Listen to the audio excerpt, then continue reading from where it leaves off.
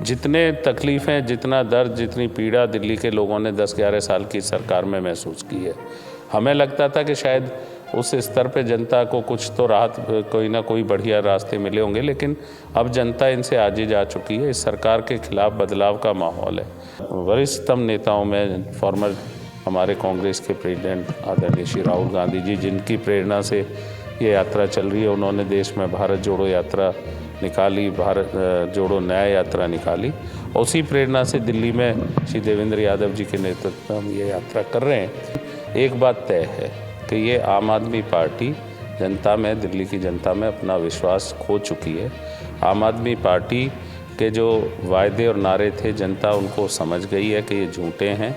दिल्ली में कांग्रेस इन दिनों न्याय यात्रा निकाल रही है और ऐसे में यात्रा का तीसरा फेज चल रहा है और कल से कांग्रेस के तमाम बड़े नेता इस यात्रा में जुड़ेंगे। इस वक्त मेरे साथ इस पर बातचीत करने के लिए दिल्ली कांग्रेस कम्युनिकेशन डिपार्टमेंट के चेयरमैन और पूर्व विधायक अनिल भारद्वाज जी हैं। सर, कल कौन कौन से बड़े नेता जो हैं कल से जुड़ना शुरू होंगे? देखिए, दिल्ली न्याय यात्रा को अभूतपूर्व समर्थन मिल रहा है, जन समर्थन, और जो हमारे लिए भी बहुत अप्रत्याशित सा है। जितने तकलीफ़ें, जितना दर्द, जितनी पीड़ा दिल्ली के लोगों ने 10-11 साल की सरकार में महसूस की है। हमें लगता था कि शायद उस स्तर पे जनता को कुछ तो राहत, कोई ना कोई बढ़िया रास्ते मिले होंगे, लेकिन अब जनता इनसे आजिज़ आ चुकी है। इस सरकार के खिलाफ बदलाव का माहौल है और जनता इस बदलाव के लिए दिल्ली में मन बना चुकी है। हमारी ये न्याय यात्रा पिछले 2 चरण पूरे करके तीसरे चरण में चल रही है। आज बदरपुर ज़िले में ये यात्रा चल रही है, जहाँ 40-41 असेंबली सीट आज हम कवर कर लेंगे। 27 तारीख को जब तीसरा चरण पूरा होगा तो हम 5 पार्लियामेंट सीट और 49 विधानसभा सीट कवर कर चुके होंगे। ऐसी स्थिति में मैं कह सकता हूँ कि इस समर्थन को और उत्साह और ताकत देने के लिए दिल्ली में हमारे जो और सीनियर लीडर्स हैं, विशेषकर मैं कह सकता हूँ कि हमारे चीफ मिनिस्टर तेलंगाना हों, चाहे हमारे फॉर्मर चीफ मिनिस्टर हों श्री अशोक गहलोत जी, श्री दिग्विजय सिंह जी, श्री भूपेश बघेल जी, हमारे जनरल सेक्रेटरी श्री सचिन पायलट जी, श्री जयराम रमेश जी, इन सब काफ़ी बड़ी संख्या में हमारे बहुत सीनियर लीडर्स ने अपनी कंसेंट यात्रा से जुड़ने के लिए भेजी है। हमने उनको रिक्वेस्ट लगाई थी और उन्होंने इसे स्वीकार किया है। तो कल से आप देखेंगे कि ये बड़े चेहरे कांग्रेस के आपको इस यात्रा में नज़र आएंगे।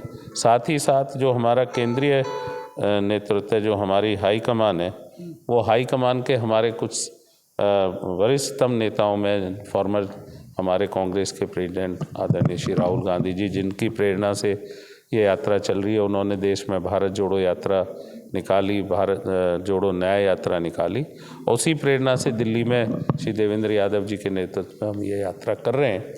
तो वो और हमारे अध्यक्ष श्री मल्लिकार्जुन खड़गे जी और हमारी लीडर श्रीमती प्रियंका गांधी जी, जिनका चुनाव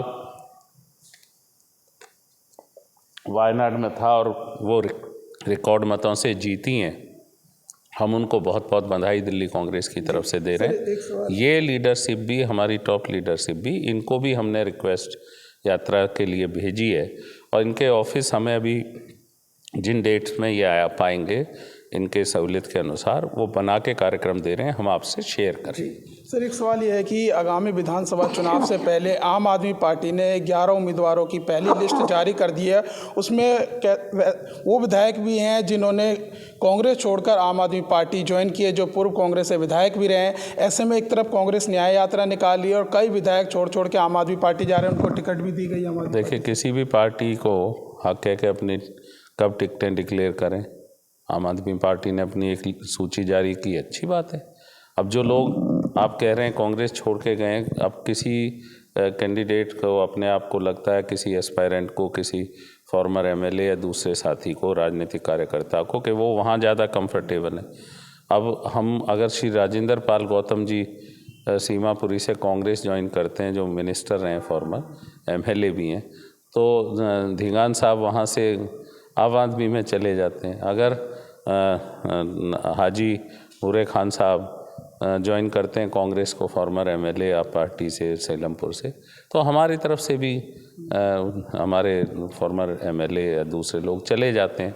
तो मैं समझता हूं कि चुनाव में इस तरह का बड़ा एक नयापन हो गया कि अलग अलग लोग सहूलियत अनुसार अपनी जगह बना रहे हैं। लेकिन एक बात तय है कि ये आम आदमी पार्टी जनता में, दिल्ली की जनता में अपना विश्वास खो चुकी है।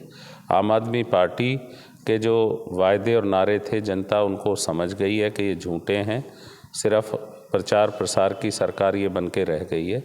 लोगों की अपेक्षाओं पे काम करने में नाकाम रही है। जनहित जन कल्याण की जगह अपने अधिकारों की लड़ाई 10-11 साल लड़ते रहे और यही इस सरकार की कहानी है। तो ये तो निश्चित है कि जनता का जिस तरह का समर्थन हमें मिल रहा है कि जनता कांग्रेस के साथ जुड़ रही है और बदलाव दिल्ली में 2025 में तय है। दिल्ली में लगातार देखने को मिल रहा है कि आपराधिक घटनाएं बढ़ रही हैं, लगातार हत्याएं की खबरें आ रही है। ऐसे में एक पुलिस की भी हत्या कर दी गई है, उस पर क्या कुछ कहेंगे सर? नहीं, लॉ एंड ऑर्डर को सुधारना चाहिए, जल्दी से जल्दी लॉ एंड ऑर्डर पे संज्ञान लेना चाहिए। मुझे लगता है कि शायद उस पर होम मिनिस्टर साहब ने अभी एक मीटिंग की थी, तो होपफुली कि दिल्ली का लॉ एंड ऑर्डर राष्ट्रीय राजधानी है। कांग्रेस भी आवाज उठाएगी सर लॉ एंड बिल्कुल ऑर्डर को लेकर, क्योंकि किस तरीके से लगातार घटनाएं हो रही हैं। बिल्कुल, हम उठा भी रहे और आगे भी उठाएंगे। देखिए, हमारे साथ बातचीत करने के लिए थे अनिल भारद्वाज, जो पूर्व विधायक रहे हैं। फिलहाल इस वीडियो में बस इतना ही। बाकी खबर देखने के लिए देखते रहिए पॉलिटिशियंस इंडिया न्यूज़। धन्यवाद।